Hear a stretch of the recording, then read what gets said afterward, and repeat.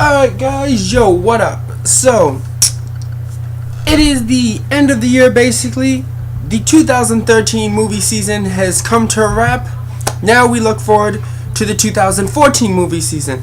But, as this movie season comes to a wrap and is basically today is New Year's Eve, I decided I think it's time for me to give my list of my favorite films of 2013. But I also will give you my worst films, which I'm going to record that video right after I finish this.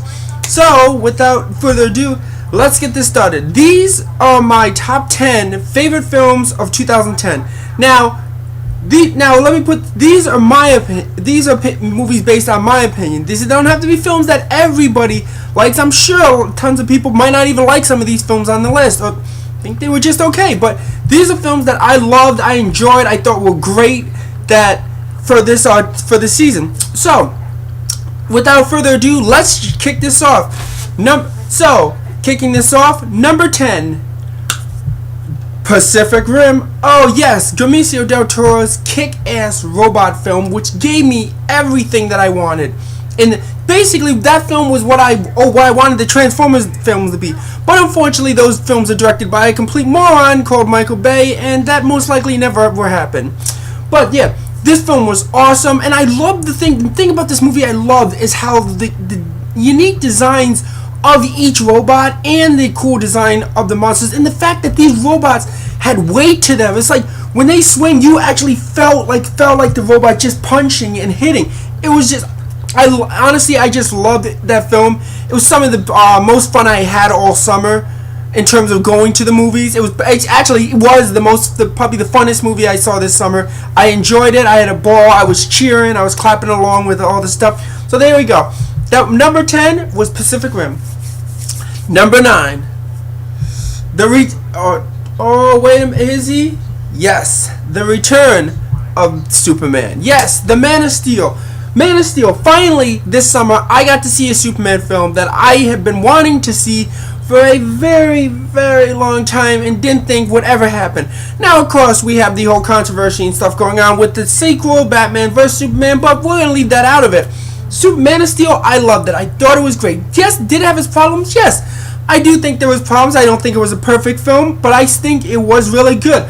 I really enjoyed it. I loved it. It was a Superman film that I had been waiting to see, so it automatically is going to go on this list. I'm sure some people are wondering, considering how big of a DC fan I am, I'm surprised it's not higher. Well, it's not higher because there are a lot of films I thought were a lot better than it, and I enjoyed a lot bit more. But yeah, my number 9 film, The Man of Steel. Number 8, Ron Howard's racing film, Rush. Now, here's a film, I went into this film, put it this way, I'm not a big fan of racing. I don't really watch racing much. I do watch some of the Turismo stuff over in Europe, from Europe and stuff sometimes on my computer, but I'm not really into the Formula 1 scene. But that being said, this film was phenomenal. This was a brilliant film, and it honestly gave me respect for what these guys in Formula 1 go through. I mean, it is an insane, dangerous sport, and I mean, it's a sport where basically you have no protection, and you can easily be killed. It's probably more dangerous than most other sports out there, but this film I thought was brilliant, well directed, well acted. Hell, this film showed me that Chris Hemsworth can act. But if you thought he was only Thor, this guy can act. So it shows that he definitely has some range and he can do some more things. And I like to see where he goes from here in terms of the type of range he goes to. Of course, this film has been nominated for a Golden Globe for Best Picture, Best Motion Picture, and Best Actor for the guy who played Niki Lauda, which that's very well deserved. Great job by him. But yeah, that's my number 8, Rush. Number 7, Star Trek Into Darkness. Oh, Star Trek Into Darkness. I love this film. The sequel to the 2009 Star Trek film, which this took forever to finally get a sequel to this, but It was great. It was fun. I enjoyed it. I went to see what I saw with my friends who are also big Star Trek people. And when I say they're big Star Trek people, they are big Star Trek people. They could tell you anything you need to know about Star Trek, and they'll answer it. There's no way you're going to be able to stump them when it came to Star Trek questions. Personally, I'm a Star Wars guy, but I still love Star Trek. But yeah, Star Trek Into Darkness, I thought this was a great film. It was a great way to kick off the summer. Personally, it was the first summer film that it came out that I actually really, really enjoyed. So that's a film that's automatically hits my list. It's a little lower. It kind of was a balance. I almost thought it might be a little higher, but a little lower. But either way, still one of my favorite films of 2013. Number 6, The Hunger Games: Catching Fire. Yes, the sequel to the 2011 2012 Hunger Games. This part 2 of the book series. Yeah, and now this film goes on my list and ahead of Star Trek for the single reason that I liked the first film, but it pissed me off about how much stuff was changed and the stupid shaky cam and all this other things. This basically was the sequel I did not expect. I had high hopes after they got a new director, but I could not be prepared of how well and how adapted this was from the book. Holy shit, there was so much stuff from the book in this that I never expected they would put into the movie. Overall, the film was great. I loved it. I enjoyed it. I'm looking forward to Mockingjay, not so much in the fact that it's been split up into 2 movies due to how slow the first half of the book is, but Hunger Games: Catching Fire, I loved it. I enjoyed it. Cannot wait for the second one. Jennifer Lawrence kicks ass. There you go. That is my number 6. All right. Now we get into the top 5. These are the top 5 films I love for this year. Hey, let's kick it off. Number 5, the recent film, The Wolf of Wall Street.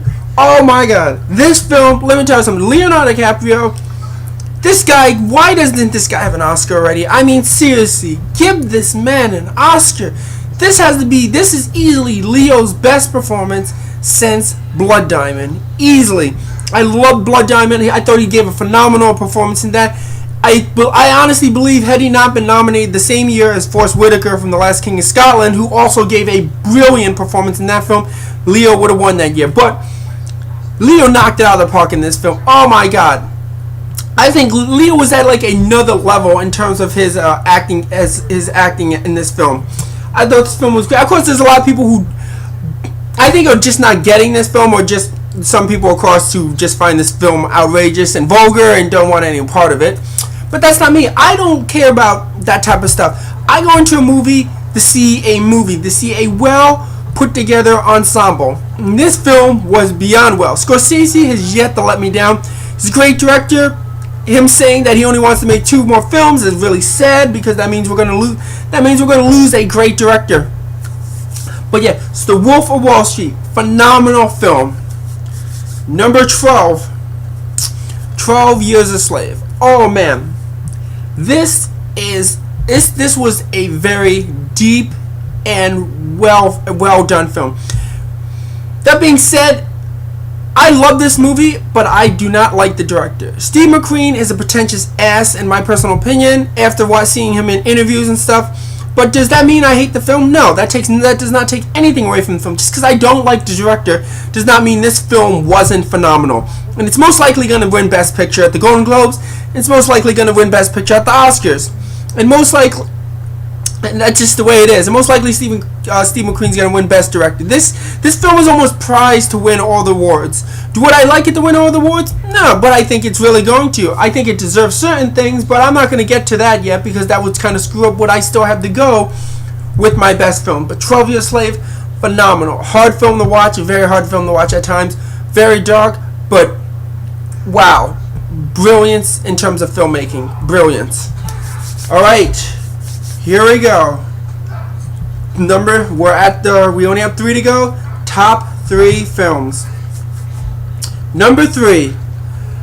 Blue is the warmest color. Now, I'm sure some of you are shocked when by me mentioning this, and some of you might not even know what that film is. Well, it's an independent film that came out of France earlier this year and won the Palme d'Or at the Cannes Film Festival. and this film is also NC-17, so which means it didn't really get released in theaters, because why would it? We have an NC-17 rating, but we don't release movies in theaters with that rating. Go figure. What's the point of even having the NC-17 if you won't release films? But wow, this film. Now here's the thing. This is a film where, in all honesty, I already know it's not for everybody. In all honesty, if you watch this film right now and then told me this film sucks, I'd be like, I understand. I would completely understand, because this is not a film that everybody's gonna like. This is a film that only a very, very certain circuit of movie watchers would like. An art house type of film. This is an art house basically type of film. If you don't like art house films, you're gonna hate this film. It's simple as that. You're gonna find this film boring and dull. You probably even would think this film is a piece of shit. But Blue is the Warmest Color. I love this film. It's phenomenal. I'm kind of disappointed that the main actress in this didn't get nominated for Best Actress. I really believe that she honestly gave the best performance out of any actress I've seen all year. I don't think she'll get nominated for Academy Award, which is unfortunate, because I believe she deserves the win over everybody else. I believe this film even deserves to be nominated for Best Picture, but it won't. It did get nominated for Best Independent Film, and it better win that, and it most likely will win that, but it better too. But Blue is the Warmest Color. Wow. Great film, well shot. This very tragic too. This ending. It's very kind of depressing, a sad ending to see where how that character ended up. But wow, this is a film. Honestly, I like this film a hell of a lot more than I thought I would. And I mean, the fact that it's my number 3, that tells you right there how much I love that film. But yeah, Blue is the Warmest Color. All right, here we go. 2 and 1. So which film is going to get it? What films haven't he mentioned that could possibly be in these top ones? Well, number 2, David O. Russell's American Hustle. Yes, now this was a tough one to balance whether this was going to be my number 1 film or my number 2 film, because oh man, this was such a kick-ass film. Christian Bale, Bradley Cooper, Amy Adams, Jennifer Lawrence, Jeremy Renner, all these characters. This has got to be one of the best ensembles put together in a film that I'd seen in a while. And the way these actors and actresses played off each other was brilliant, which mainly shows that a lot of these actresses and actors have worked together, but it actually shows very well, because everybody just bounced off of each other like so well. Like, I think, like I said, this is easily one of the best ensembles I've seen since probably like a Tarantino-esque type of film. But David O. Russell is great at doing characters. He knows how to mesh these characters together and make them work very well. He knows these actors very well, where he can write material for them that works. And I wish David O. Russell could win Best Director for this film. I mean, I definitely think he's due to win, but I don't think he'll win just yet, which is a shame. But either way, American Hustle, phenomenal film. I gave a perfect score to. A phenomenal film. But there's other films I gave a perfect score to, but this film knocked it out of my park easily. And it's a film I will be buying when it comes on to DVD too, or Blu-ray. Alright, here we go. So, 10 was Pacific Rim, 9 was Man of Steel, 8 Rush, 7 Star Trek, 6 The Hunger Games, 5 was Wolf of Wall Street, 4 was 12 Years a Slave, 3 was Blue's Warmest Color, and American Hustle was my second. So what is my number 1? Well, that's easy.